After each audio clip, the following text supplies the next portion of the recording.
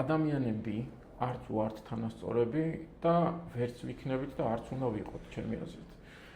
ეს რაღაცა ისე ჟღერს, ხო? ცუდად, რომ ამას რო ვამბობ, მაგრამ სოციალისტებისთვის კი მე არ ყოფილი ვარ არასოდეს და არც ვაპირებ ჯერჯერობით რომ ვიყო სოციალისტი. ასე რომ ამას თავის მიზეზი აქვს, რატომაც ვამბობ. ჩემი აზრით თანასწორი უნდა ვიყოთ მხოლოდ შესაძლებლობებში.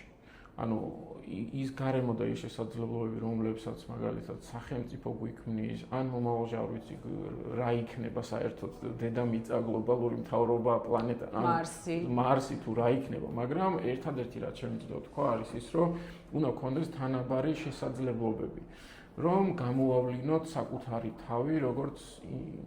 თავები, როგორც ინდივიდებმა მაგალითად, ეს ერთი.